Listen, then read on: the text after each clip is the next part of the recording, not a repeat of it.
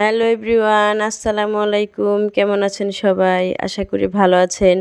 আমি আল্লাহর রহমতে অনেকটাই ভালো আছি। অনেক দিন পর আপনাদের মাঝে একটি লং ভিডিও নিয়ে হাজির হলাম। আর এদিকে দেখেন কি পরিমাণ ডায়া হয়েছে আমাদের ধুন্দুল গাছে। তো ছোটোবেলায় অনেক ডায়ের কামড় খেয়েছি। তো আপনারা কে কে এই পর্যন্ত ডায়ের কামড় খান নাই অবশ্যই কমেন্ট করে জানাবেন। কারণ যারা শহরে থাকেন তারা তো ডায়ার সাথে দেখা হয় না তাদের, গাছপালাও হয় না। আর আমরা যেহেতু গ্রামে থাকি, আমাদের একটু আম গাছ, জাম গাছ এগুলির সাথে বসবাস। তো এগুলি আম গাছে, জাম গাছে সব গাছে ডায়া হয়। তো ডায়ের কামড়ও খেতে হয়, যাই হোক। তো এদিকে দেখুন অনেক সুন্দর কলমি শাক হয়েছে, এই যে আমাদের বাড়ির পাশে এটা। তো এই ক্ষেতে যে দেখতে পাচ্ছেন ধইঞ্চা হয়েছে, সেই ধইঞ্চা খেতে কলমি শাক। আর এই ক্ষেতে আপনাদের ভাইয়া এই ধইঞ্চা রোপণ করেছে।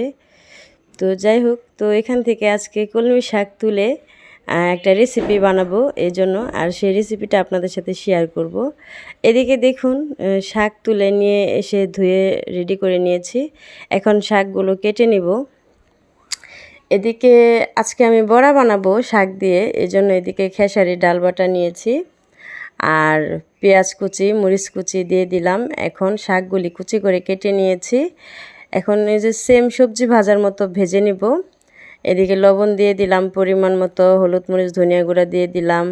তো সব কিছু দিয়ে ভালো করে মাখিয়ে নিব। এখানে চাইলে একটু বেসন বা ময়দাও অ্যাড করা যায়। তো আমি আজকে আর কিছুই দিব না, কারণ যদি শুধু খেসারি ডালের বড়াটা বানানো হয় তাহলে একটু মচমচে হবে, আর এখানে ময়দা ব্যবহার করলে একটু নরম হয়ে যাবে এই জন্য। আর আমরা একটু মচমচা টাইপেরই খাবো, কড়াকড়ি ভাজি করব। আর শীতের দিনে যেহেতু পাতাকপি এবং গাজর দিয়ে সবজি ভাজা খাই, সেম ওরকমই লাগে খেতে। তো আমি এটা একটা আপুর ভিডিও দেখে শিখেছিলাম ইউটিউবে। তো সেখান থেকে এখন আমিও বানাই, ভালোই লাগে খেতে, আপনারাও ট্রাই করবেন। আর এমনিতেও সবুজ শাকসবজি খাওয়া আমাদের পক্ষে অনেক ভালো। তো শাকে প্রচুর পরিমাণ ভিটামিন থাকে।